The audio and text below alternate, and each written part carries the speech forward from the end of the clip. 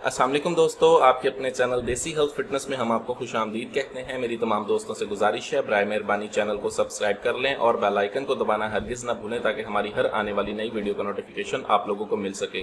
दोस्तों, आज का हमारा ये जो नुस्खा है वैसे तमाम तर अफराद के लिए है जिनके रॉड में सुस्ती है, रॉड लागर हो गए हैं, रॉड में कुजी आ गई है, रॉड बिल्कुल बेजान और काम करना छोड़ गए हैं, जिन्होंने अपने हाथों से अपना बेड़ा गर्क किया है या कसरत मुबाशरत की वजह से जो लोग इस काबिल नहीं रहे कि उनको सही तरह से जो है वो सोहबत कर सके हैं, जिनको दौरान सोहबत जो है ढीलापन आ जाता है, जिनके रॉड में सख्ती नहीं रही, उनके लिए नुस्खा है बहुत ही आला, बहुत ही ज़बरदस्त नुस्खा है।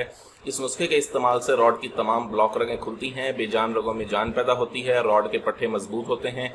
वैसे तमाम तर अफराद जिनमें ये तमाम तर शिकायत हैं वो इसको इस्तेमाल करके फ़ायदा हासिल कर सकते हैं। इस नुस्खे का सिर्फ 15 दिन का इस्तेमाल है। 15 दिन के इस्तेमाल से ही आपको मुकम्मल सेहतमंद बनाती है। 15 दिन के ही इस्तेमाल से ये आपकी तमाम तर खराबियों को दूर करके आपके रॉड को फरबा, लंबा, मोटा और सख्त करती है।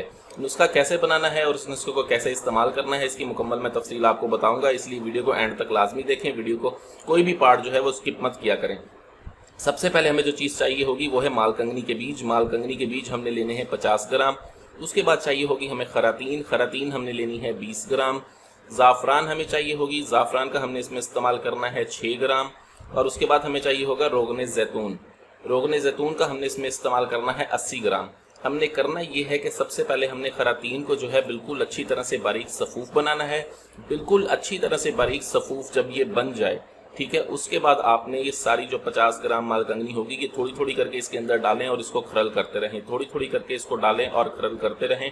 जब 50 ग्राम मालकंगनी के बीज इसके अंदर खरल करें और इसको ज़ोरदार हाथों से आपने रगड़ना है। ज़ोरदार हाथों से रगड़ेंगे, कम से कम भी 2 घंटे तक इसकी रगड़ाई करेंगे आप, तो आप ये इसका अपना तेल छोड़ेगा।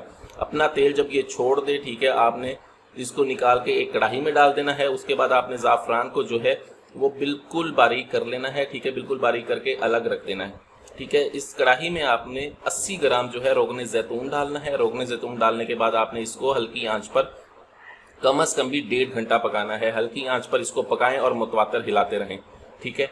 जब ये 1.5 घंटा मुकम्मल पक जाए, इसके अंदर से धुआं निकलना बंद हो जाए, ये आपका तेल तैयार है। चूल्हे की आग को बंद करें और ज़ाफ़रान का जो हमारे पास पाउडर होगा वो इसके अंदर एज इट इज़ शामिल कर दें, ठीक है। और इसको अच्छी तरह से मिक्स करके ठंडा होने के लिए महफूज करें, ठीक है। ठंडा होने के लिए छोड़ दें। जब ये अच्छी तरह से ठंडा हो जाए तब आपने इसको छान भुनकर अच्छी तरह से, ये है कि आपने इसको निचोड़ना अच्छी तरह से है कि मुकम्मल तेल जो है वो आपका इसके अंदर से बरामद हो जाए और ये जो इसका पाउडर होगा वो बिल्कुल खुश्क हो जाए, ठीक है। उसमें तेल का कतरा भी बाकी ना हो, इस तरह से आप इसे निचोड़ के महफूज करें। रोज़ाना 15 कतरों का आपने इसका इस्तेमाल करना है।